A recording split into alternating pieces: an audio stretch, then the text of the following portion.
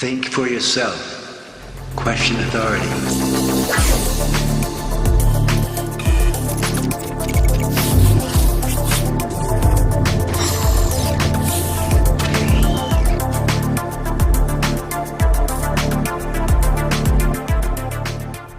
What's up, everybody? Welcome back to the channel. Now in this video we have a lot to talk about with updates on Nintendo's next generation console, the Switch 2 or the Super Switch, whatever you want to call it. But we have a lot to talk about and discuss. If you do enjoy this video, please hit the like button and we will get started. Now, as you know, we've been talking about Nintendo's new hardware for quite a while on this channel, and there's been plenty of information and undisputed proof that Nintendo has in fact been working on a brand new console behind the scenes for a few years now, of course.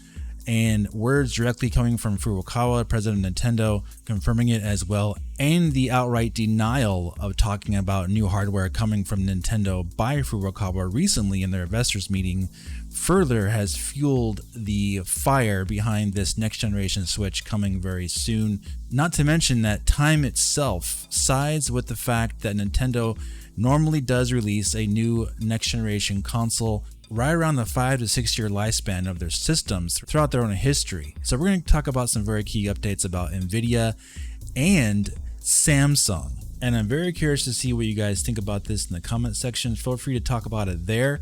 And also, if you want to chat with me live, you can do so on my live channel every weekend and we can talk about this in depth. I'll leave a link in the description and in a pinned comment, so you definitely want to check that out. So first of all, let's talk about Samsung. Well, Samsung has been a key factor with Nintendo and the Nintendo Switch in its manufacturing. And something very key happened in 2021 with Nintendo and Samsung with the Nintendo Switch OLED. And it wasn't just the screen, it was also quite a few other pieces of the console that started going into manufacturing with Samsung when they released the Switch OLED.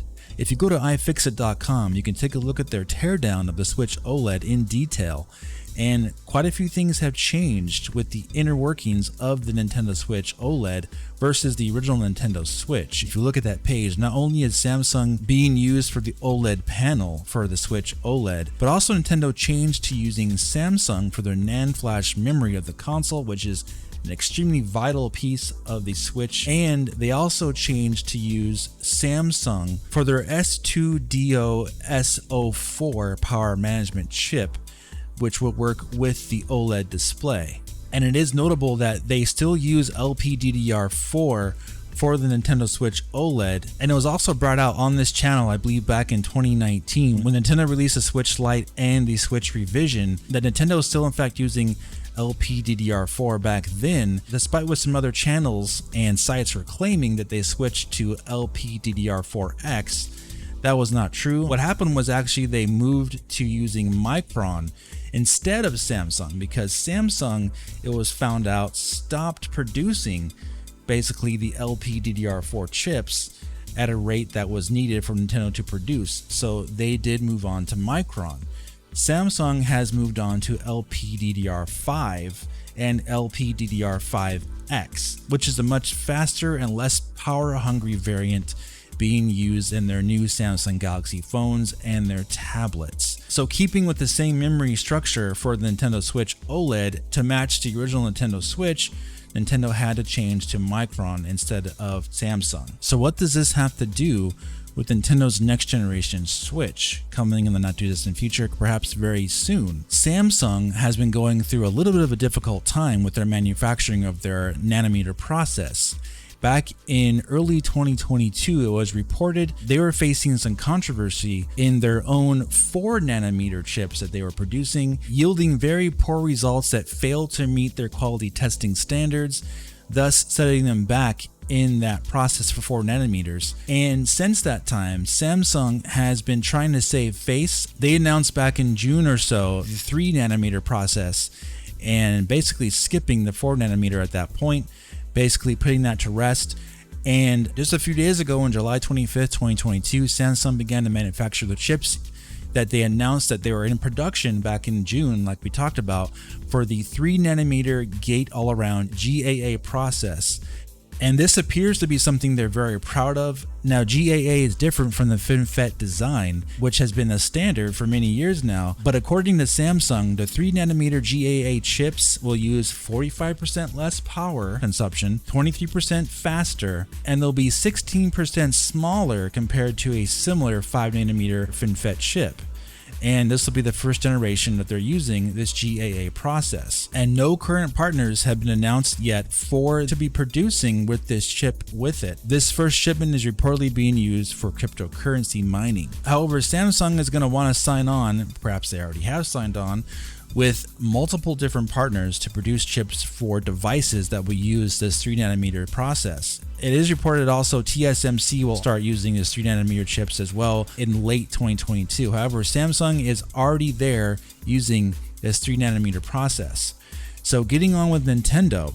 Nintendo is already using Samsung in great effect as to why the Switch OLED even exists, and if you bought the Switch OLED, Samsung is the main reason for that console even turning on due to its NAND memory and for the OLED display. 3nm would be a true next generation leap in terms of what they could do with clock speeds, because remember, clock speeds are the key important factor here for how much processing power can actually be used by the next generation mobile SoC that Nintendo will undoubtedly be using for a next generation Switch. And I have to say, I think it's extremely likely that Nintendo will in fact be using Samsung in a large way with their next generation Switch, and Samsung seems to be 100% on board with pushing the 3nm process, and if they're looking for customers, Nintendo should be their first one that they ask that's going to be the sequel to the Nintendo Switch.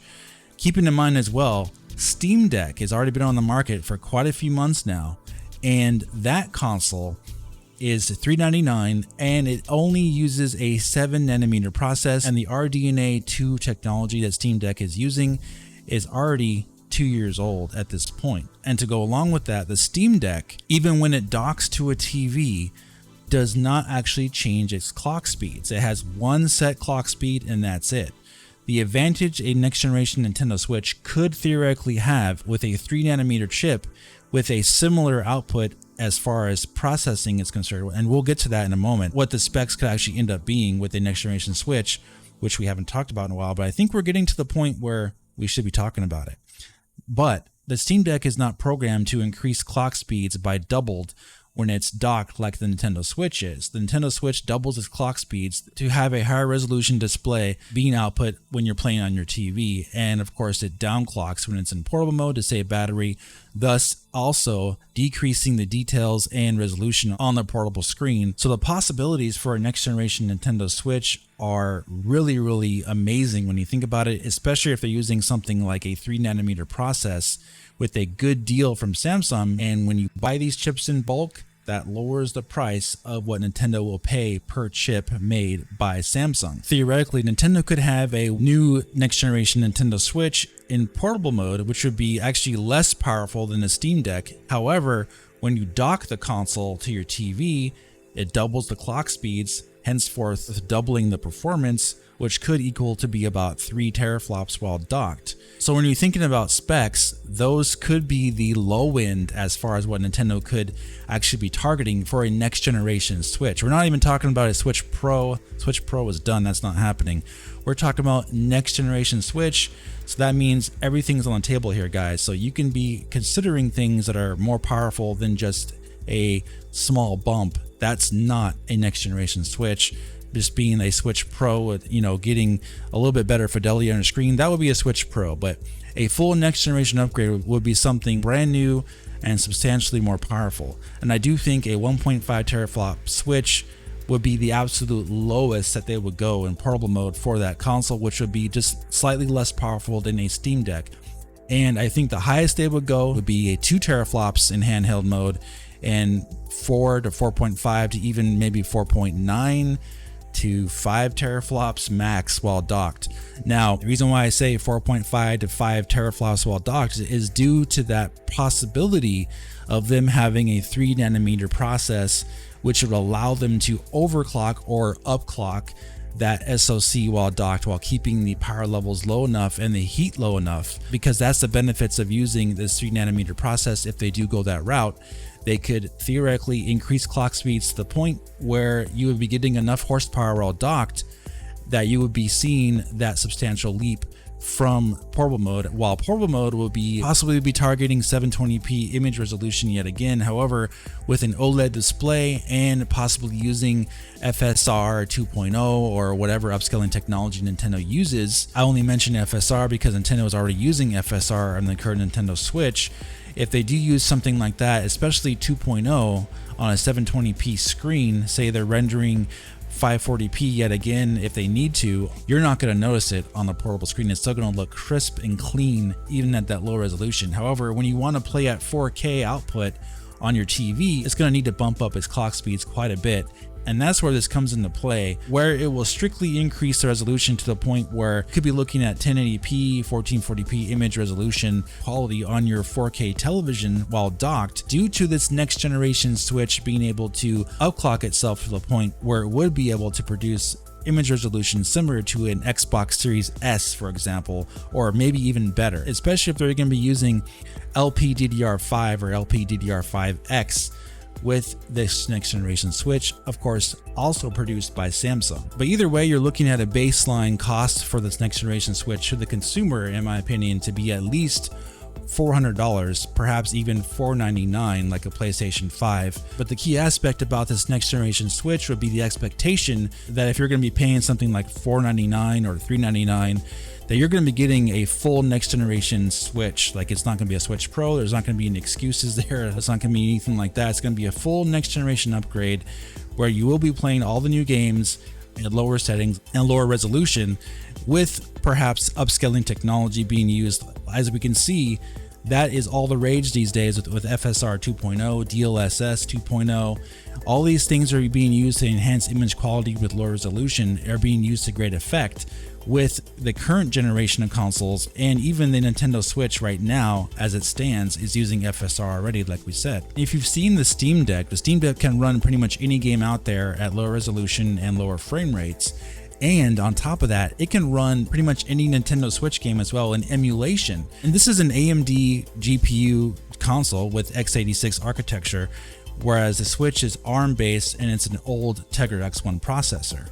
So it goes to show right there that, like we've been talking about for the past couple years, you would be foolish to dismiss any certain type of chip that Nintendo could theoretically use for this next generation Switch, because Steam Deck proves it right there. It doesn't matter what they use, they can actually emulate in backwards compatibility the Nintendo Switch, because the Switch architecture is extremely outdated at this point. It's going on 8 years old as far as when the technology first came out. In 2023, the Tegra X1 processor will be 8 years old since it came out in 2015. So keeping that in mind, it opens up the possibilities for quite a few different types of chips, and when you think of it that way. So moving on to Nvidia, there is an update about Nvidia that we have to talk about here, and it was reported back in May that they were looking to hire a deeply technical, creative, and hands-on software engineer to pioneer the next generation of graphics developer tools for game consoles.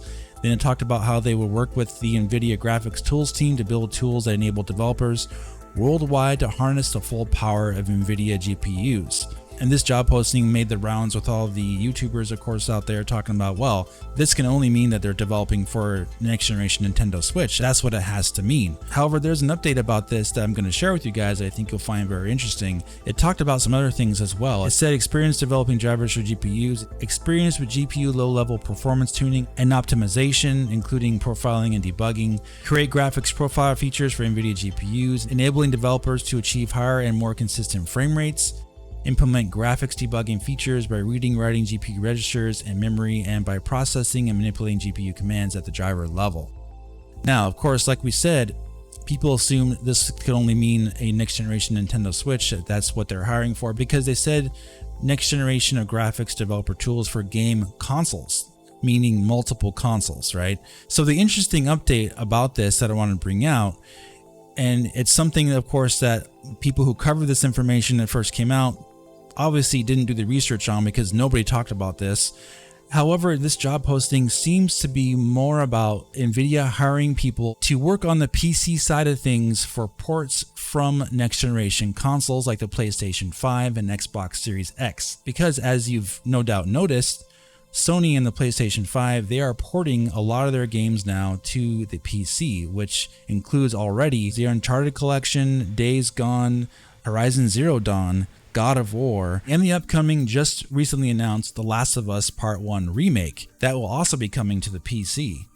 And in case you're living under a rock, you would know that if you play PC gaming, Nvidia is the #1 graphics GPU provider for PC gaming. They own the major majority of GPUs over AMD for the PC side of things. And this hiring actually falls in line with Nvidia's past for supporting AMD-based consoles like the PlayStation 4 and Xbox One, because you may or may not know this, but back on the PlayStation 4, Nvidia confirmed that they would be supporting the PlayStation 4 with PhysX and APX for use in the 8th generation of games for use on that console. In fact, it was announced even before the PlayStation 4 launched in 2013 that Nvidia was going to be supporting APIs for the PlayStation 4. And since Nvidia is the #1 GPU provider for PC gaming, it makes sense that they would want to be hiring people to be helping develop tools for next generation consoles to port these games to the PC. And we had a lot of evidence of this even back, I think, in 2018 or so, when they announced Final Fantasy 15 Windows Edition and all the Nvidia graphics features they had for the PC version of that game. No doubt Nvidia developers had to help Square Enix to port that game from the PlayStation 4 and Xbox One over to the PC because they were trying to make more money, basically selling off the Windows edition of Final Fantasy 15 on the PC by touting Nvidia's latest new Hairworks technology and various other things they're using with the 1080 Ti at that time. And Final Fantasy 15 is an extremely heavy game on PC. You could barely run it at a good frame rate, but it looked fantastic. And it was a really good example of Nvidia's graphics prowess on the PC. And PC gaming these days, as you can see with the Steam Deck, is more popular than it's ever been before, and it's more accessible than it's ever been before as well. So it makes a lot of sense that Nvidia will be hiring a lot of people to help with building tools that enables developers who are making console games to be able to easily port their games over to Nvidia GPUs with good results. That is most likely the reason why they're hiring people, not necessarily for a next generation Nintendo Switch. Regardless if it's an Nvidia chip or not, it doesn't matter. Any hiring for a next generation Nintendo Switch would be done by Nintendo, not by Nvidia anyway. And of course, Nintendo will be working with Nvidia no matter what chip it is for their next generation Switch for the same exact reason that we talked about here, enabling certain games that are perhaps only on the next generation Nintendo Switch to be able to be ported over to PC a lot better. Either way, Nintendo's going to be working with Nvidia in some fashion in order to do that, especially since they're talking about multiple different Nvidia GPUs here in this hiring and for multiple different consoles, which also lines up with where the industry currently sits right now. Almost every single game, even Sony exclusives now, are going to the PC. I do think this next generation console by Nintendo is coming very soon. The fact that Furukawa outright denied to even talk about a brand new console coming from Nintendo at this point, while keeping in mind that the question to him was about a next generation Switch, he refused to comment about it. And with Nintendo's spending increasing for R&D expenses, in fact doubling the amount that they spent for the Nintendo Switch Lite in 2019, there's a lot of physical evidence that points to Nintendo releasing this next generation Switch, possibly even announcing it this year at some point in 2022, but we'll have to wait and see. But it's getting very exciting. We can kind of see something rumbling underneath the ground there with Nintendo. They've been really quiet as of late, pushing just their game releases, while the hardware sales of the Nintendo Switch have continued to slow down in the past 2 years. So now may be the perfect time to release a next generation Switch, and when they do, they have a lot of catching up to do because they have missed out on quite a lot of games already. Even in this generation, starting with the PlayStation 5 and since 2020, Nintendo has already missed out on a lot of releases that would benefit their bottom line in terms of money made if they do get these ports coming to their next generation Switch, like Resident Evil 4 Remake, getting the rest of the Resident Evil remakes like Resident Evil 2 Remake, Resident Evil 3 Remake, getting Devil May Cry 5, Sekiro Shadows Die Twice, getting a game like Elden Ring, which sold over 12 million already on all the other consoles, finally getting a brand new Call of Duty, and perhaps something like this Modern Warfare 2, which looks like a return to form for Call of Duty, would be the perfect game to start that with. Jedi Survivor, Jedi Fallen Order. There's a lot of games that Nintendo missed out on still that could theoretically be ported right away on day one pretty much for this next generation Switch. And Nintendo could catch up really quickly and have a lot of games when they launch this console, plus all the new games as well. You also have things like Dead Space Remake and Callisto, for example, that are coming out. These huge big games, Exo Primal, which would not be able to run at all on the current Nintendo Switch without a new console upgrade. You could tell just by looking at it. These type of games simply just would not run on the current Switch. And you have these new games coming out that are taking full advantage of next generation hardware, taking advantage of their processing speed, their multi-core aspects in their CPUs, the far greater increase of RAM, fast SSD storage capacity, and all those things are being taken fully advantage of for these consoles at this point. Especially by next year, you're going to be seeing the gap just continue to increase if Nintendo doesn't have a new console to get these ports. I do think we're on the cusp of something big from Nintendo, so stay tuned for more. Again, thank you guys for watching. If you did enjoy it, please hit the like button. I'll talk to you very soon in the next video. Have a great day.